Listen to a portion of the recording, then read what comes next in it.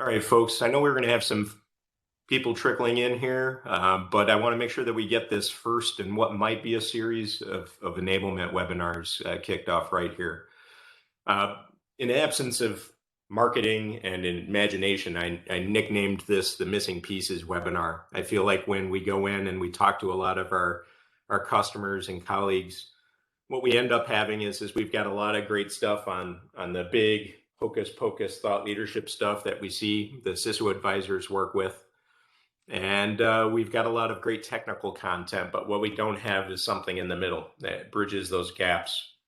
And so we're left with a lot of people who are looking for guidance on, all right, this is top of mind. I'm supposed to be worried about it.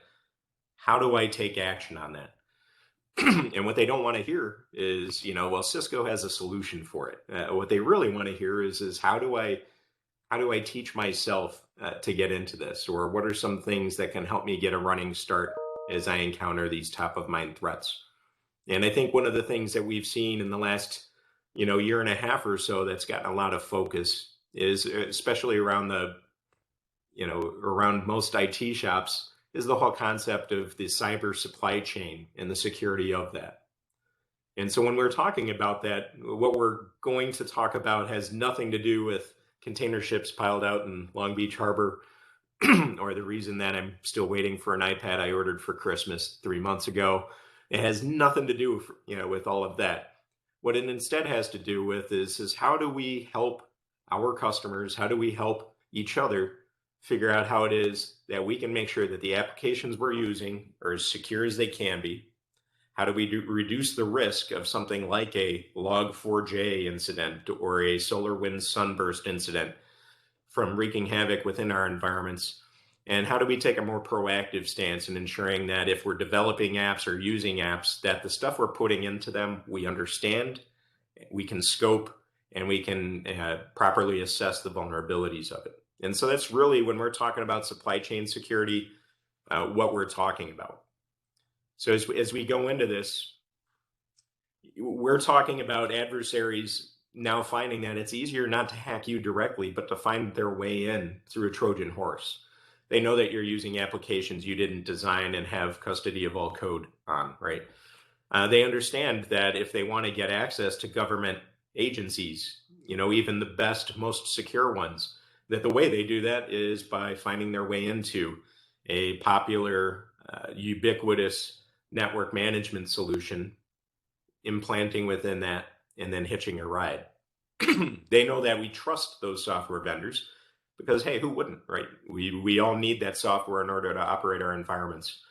And so there are a lot of ways that these attackers are using to find their way into these chains and to implant and find their way in. It's a lot less effort, and they can cast a much wider net. In the case of the SolarWinds sunburst incident, for instance, they may have only been after, a couple dozen government agencies, but in the fallout of that, as purely collateral damage, tens of thousands of customers were potentially impacted by that.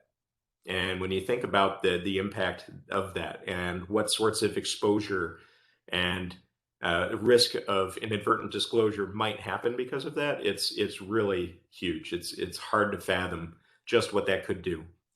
And we're seeing even more, happening right now with what's going on in the Ukraine, with a lot of those state-sponsored actions against the Ukraine that originally started out as let's deface a bunch of their websites and humiliate them or turn down the morale.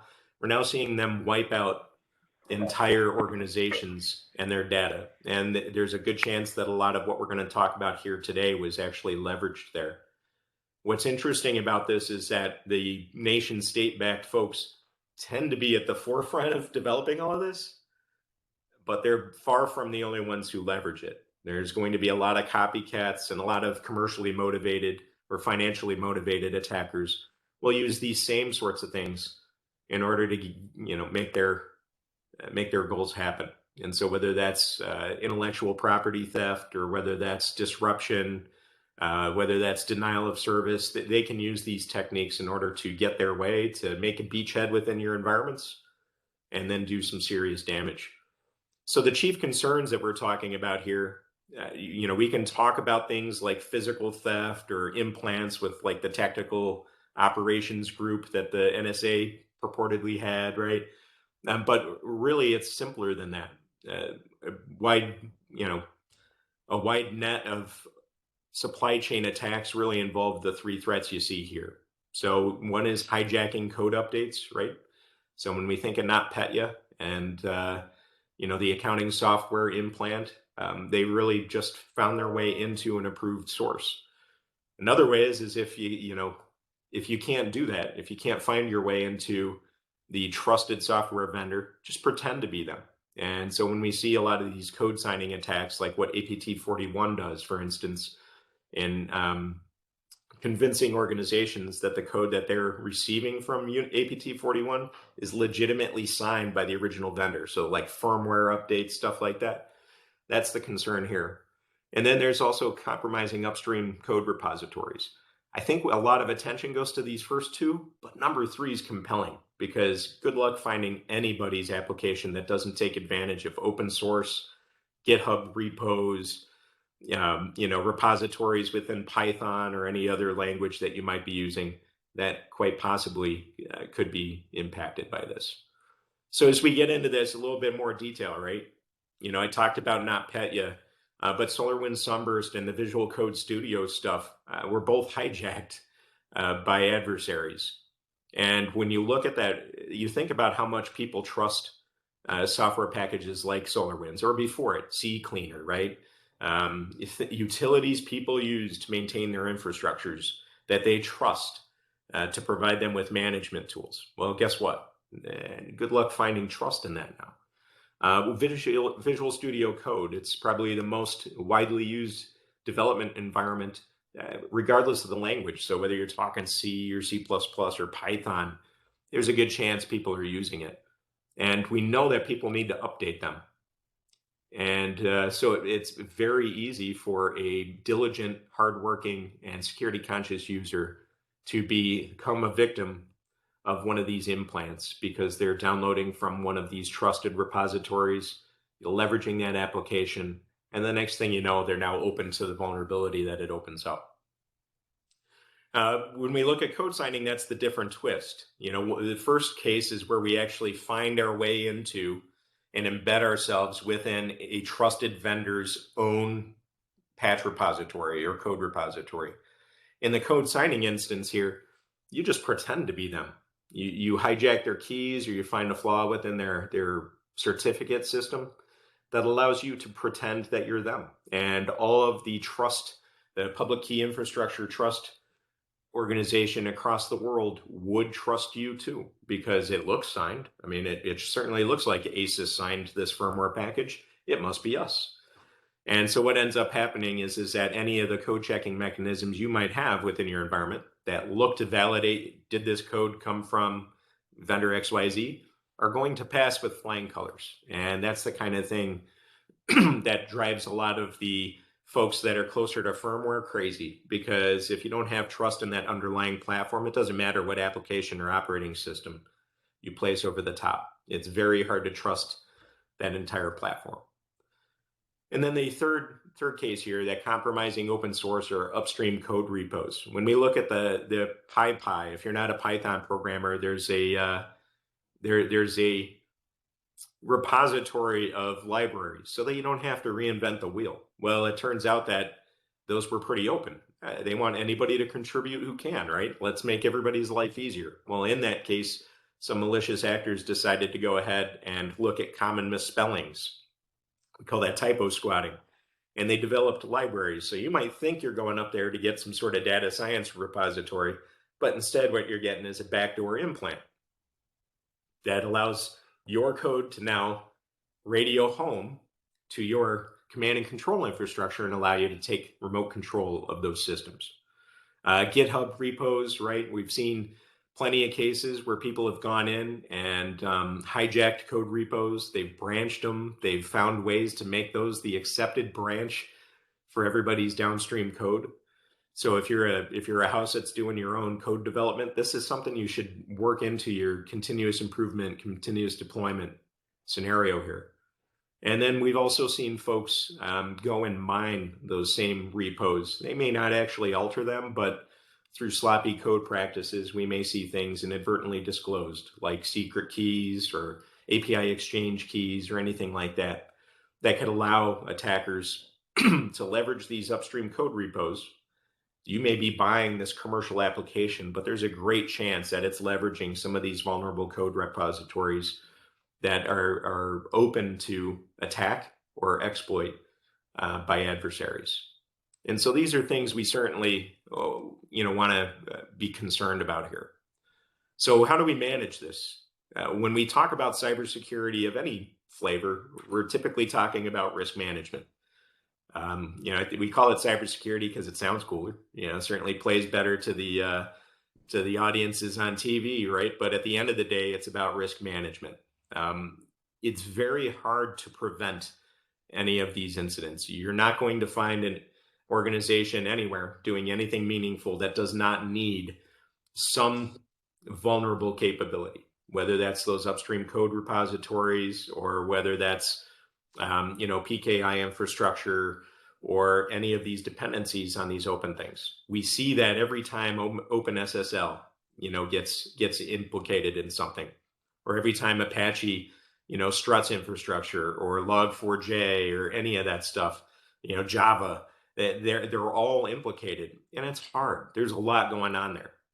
And so what we want to make sure we do is we look not just for ways to minimize their impact, but ways that we can detect what's going on and get a handle and be more proactive on how it is we handle them.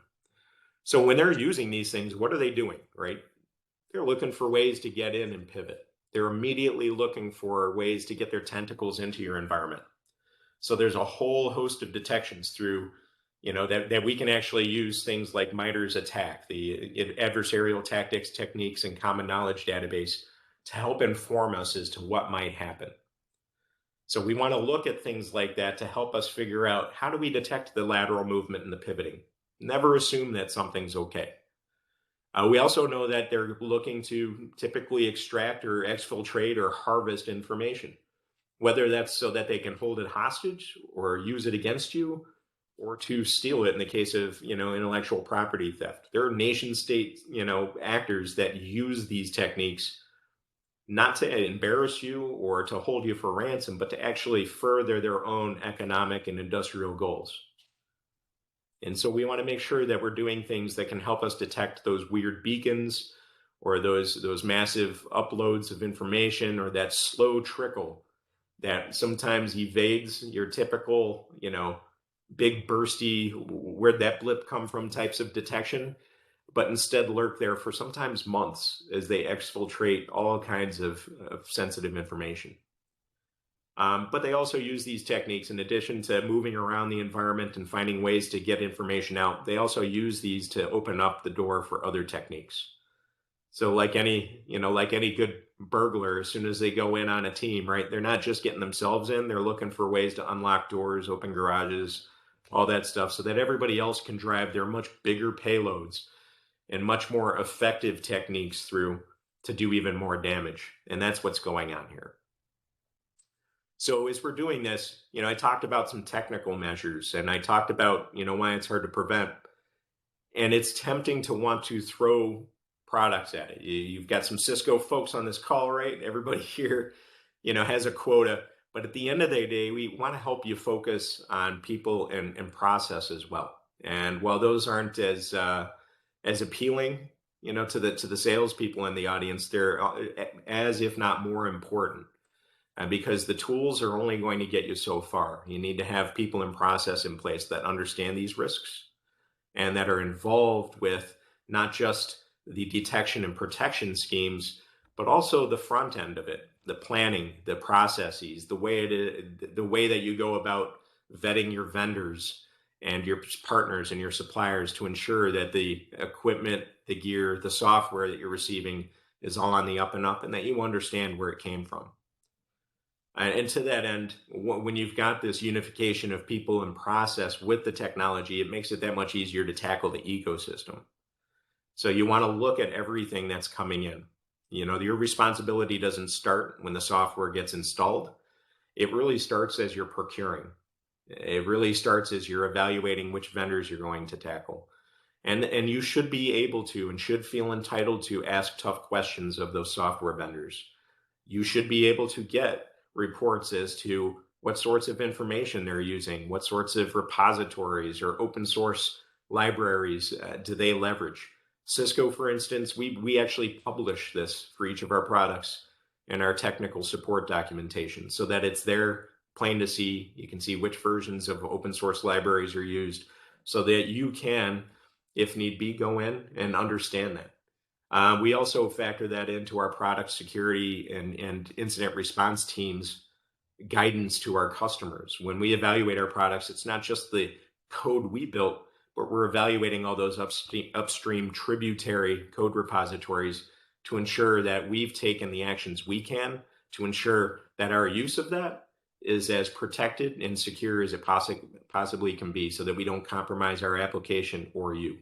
You should expect that from your users. And you should also understand that while you can do all of this, and certainly you can throw a lot of money and time and resources at it, it is impossible to eliminate this risk altogether. So don't lose sight of that. Doesn't mean it's not worth pursuing, right? It's risk reduction. Elimination is impossible, but good is always better. So you should be pursuing that, should always look to be improving, because as you do that, you will reduce your threat exposure and your attack surface and ensure that it's that much harder for you to be a victim of these sorts of threats. So we've talked a lot about, what it is, why we care, and things we should think about as we're tackling this. Well, where do we start?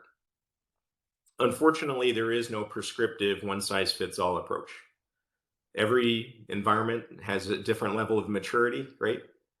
And it really is going to start around whether you have a risk management process or not. I would argue that everybody should. And if you don't, there's some great frameworks and guidelines out there. NIST, ISO, there's a billion frameworks out there, but the two that most people start with that have meaningful IT-oriented risk management programs start with one of those two. As an addendum to that, NIST has actually developed the cyber supply chain risk management program over the top. And what this does is allows that same risk management program that you might use to track risks of not delivering something on time or not scaling a capability out to the cloud, with the appropriate levels of resiliency or whatever. It allows you to also start building in now cyber supply chain sorts of risks so that you can start tracking that and you can adapt that to your needs and ensure that you're evaluating not just your own vulnerabilities, but those of those tributary code repos. And if you're doing your own software development, for those that may be watching that need to do that, they've even got a secure software development framework that you can use to augment your software development lifecycle, the SDLC, that you might have in place so that you can start baking security in and using it throughout rather than addressing it way out when it's already in production and probably the most expensive and painful to actually take care of.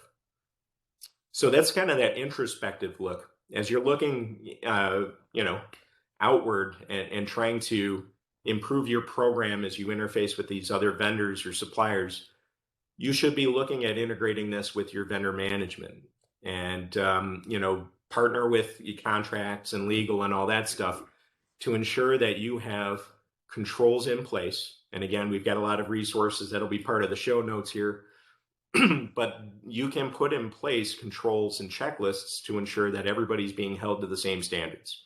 Your contracts should have clauses that enable you or the other party to disclose and remediate those sorts of things and offer penalties or some sort of retribution should something not actually be followed through on, because both sides are responsible for this, and we want to ensure that neither side is impacting the other's security in anything but good ways here. We should share standards openly with those vendors. It shouldn't be I got a secret. We should be making sure that they understand exactly how it is that they're going to be evaluated and held responsible for this stuff. And we should be doing things to bring them up to speed. They may be a a smaller software house or vendor that has fantastic capabilities, we can make them better, and we can build better strategic relationships if we work together with them to ensure both sides benefit from this new supply chain risk management process. And then we should also do things, to tackle that impossibility, right? We can't eliminate the risk, so how do we reduce it? And there are some great things we can do, like configuration management. You may never get an operating system to zero vulnerabilities, but you can certainly turn off the features that you don't need that might be vulnerable. If you're still running LLM&R on your environments, you probably shouldn't.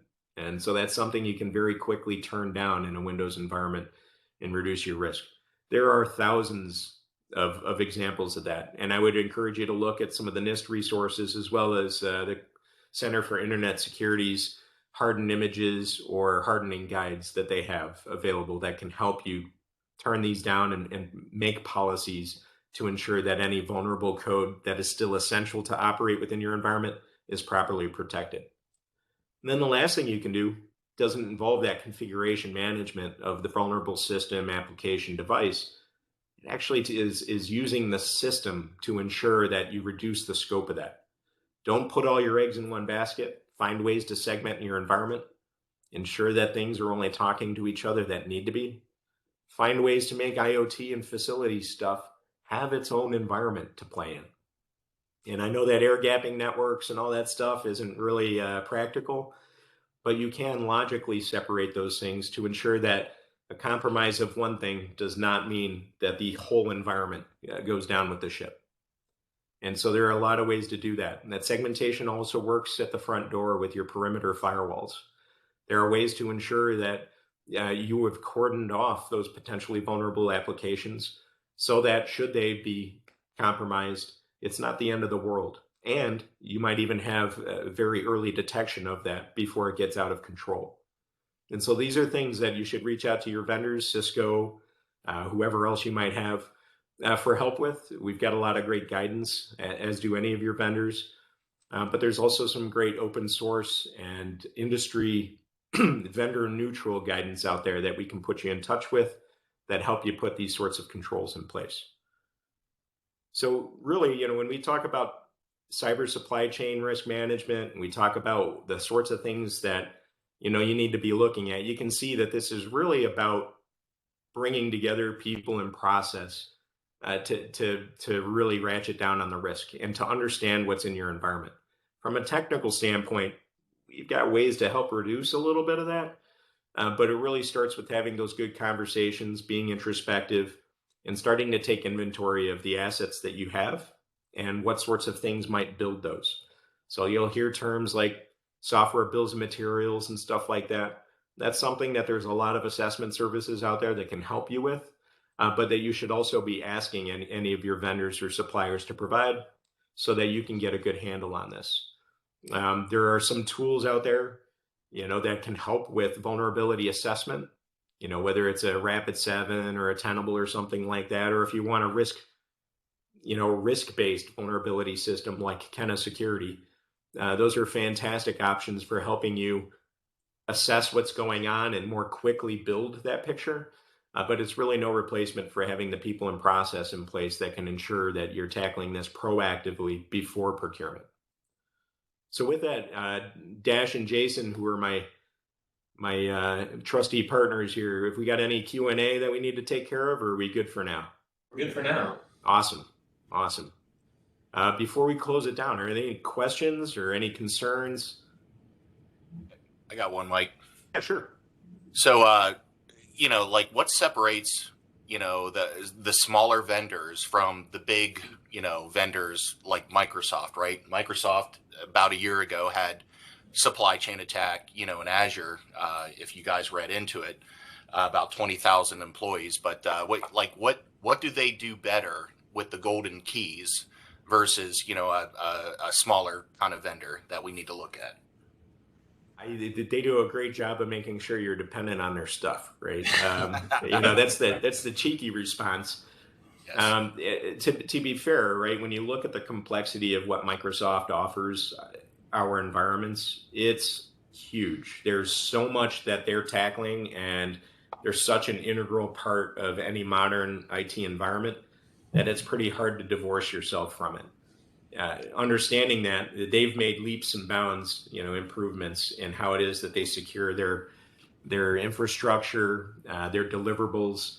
But I think what we're seeing is that it's lonely at the top, and as the largest enterprise operating system out there for users, which are by far, the most open to attack, they're going to see the preponderance of attacks and concentration and all that stuff. I would say that they tend to respond very quickly. They are very agile for as large a company as they are to addressing these sorts of threats.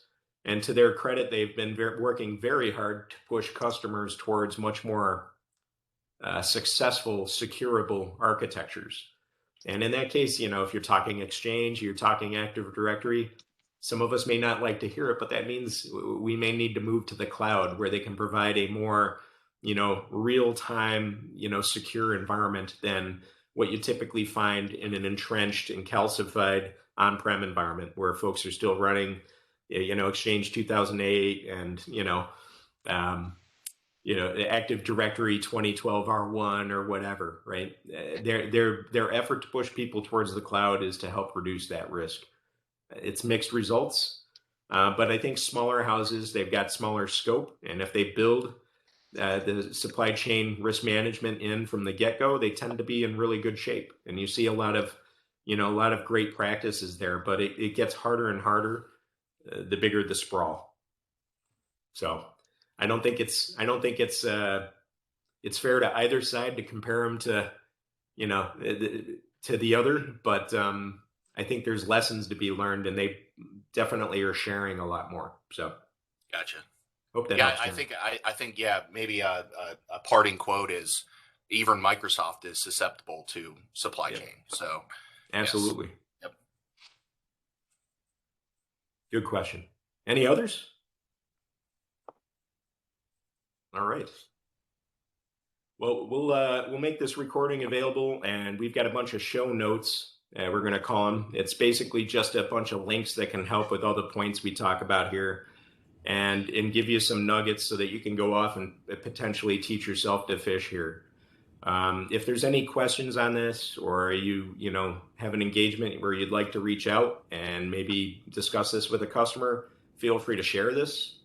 But also feel free to talk through it yourself or reach out. More than happy to have this discussion. I'm learning along, right along with you folks. So I really appreciate your time this morning, and any feedback is awesome. Just feel free to hit me up. Thanks a lot, folks. Have a great day. Thanks, Mike. Yep. Take care.